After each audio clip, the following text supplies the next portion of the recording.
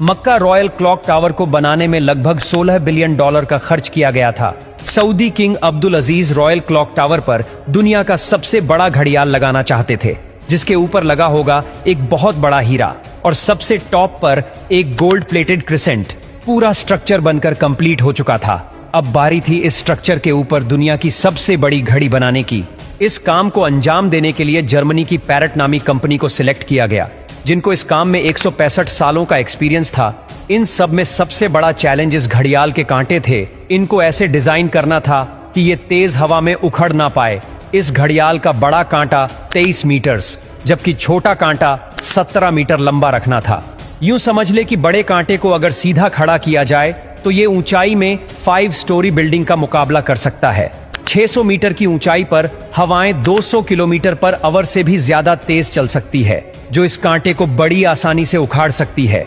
आखिरकार घड़ियाल के कांटों को स्पेशल कार्बन फाइबर मटेरियल से बनाने का फैसला किया गया, क्योंकि कार्बन फाइबर एक लाइट वेट मटेरियल है, लेकिन यह स्टील से भी ज्यादा मजबूत होता है। स्टील की कंप्रेशन स्ट्रेंथ यानी दबाव बर्दाश्त करने की ताकत ज्यादा होती है और वो प्रेशर पड़ने पर मुड़ सकता है, लेकिन कार्बन फाइबर प्रेशर पड़ने पर मुड़ता नहीं है।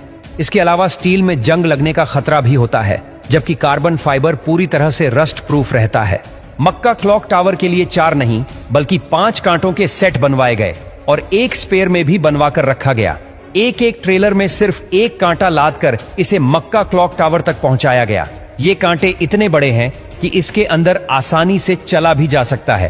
क्लॉक टावर के चारों घड़ियाल को चलाने के लिए अलग अलग मोटर है, जिसे क्लॉक ड्राइव कहा जाता है, लेकिन यहाँ पर भी एक एक्स्ट्रा क्लॉक ड्राइव पहले से क्लॉक टावर में इंस्टॉल की गई है, ताकि कभी खराबी की सूरत में फौरन रिप्लेस किया जा सके।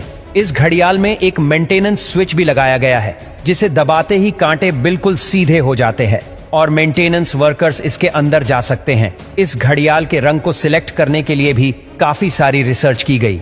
रिसर्च करने के बाद ग्रीन कलर की LED लाइट सिलेक्ट की गई।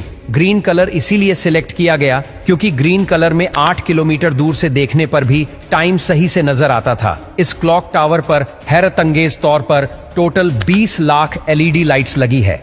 हर एक LED एक दूसरे से 4 इंच के फासले पर लगी है।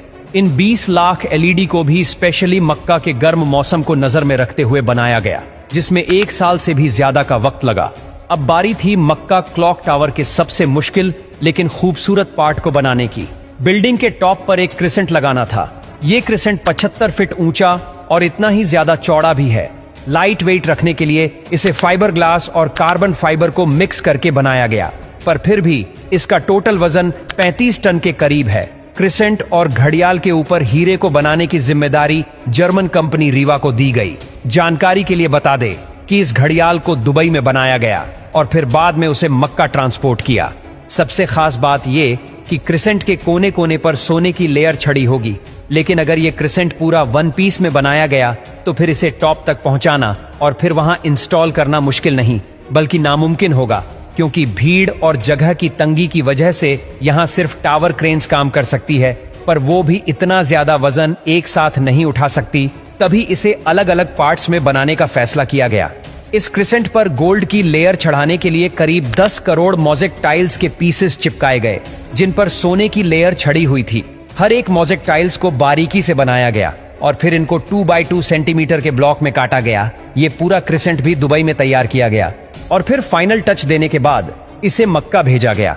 क्लॉक का डेमो वर्जन भी पहले दुबई की एक लोकेशन पर इंस्टॉल किया गया, क्योंकि जर्मन कंपनी के कुछ इंजीनियर्स पहले इसे इंस्टॉल करके देखना चाहते थे कि कहीं कोई खामी तो नहीं रह गई। सारे मसले फिक्स करने के बाद ही इसे मक्का तक पहुंचाया गया। 600 मीटर की ऊंचाई पर क्रिसेंट की इंस्टॉलेशन भी एक बहुत बड़ा चैलेंज था, क्योंकि इतनी ज्यादा ऊंचाई पर टावर क्रेन्स इतना ज्यादा लोड नहीं उठा सकती। इस क्रिसेंट को 4 अलग अलग हिस्सों में ऊपर खींचा गया और एक हिस्से का वजन करीब 4 टन था। ये इंजीनियर्स और वर्कर्स के लिए काफी खतरनाक टास्क था, क्योंकि एक तो टावर क्रेन्स इतनी ज्यादा ऊंचाई पर होने की वजह से ज्यादा वजन नहीं उठा सकती थी। दूसरा, अगर इस प्रोसेस के बीच तेज हवा चल पड़ी तो पेंडुलम इफेक्ट की वजह से 4 टन का वजन डबल भी हो सकता है। फिर वही हुआ जिसका डर था। ठीक उस वक्त जब क्रिसेंट का एक हिस्सा हवा में था, तब अचानक हवा चल पड़ी।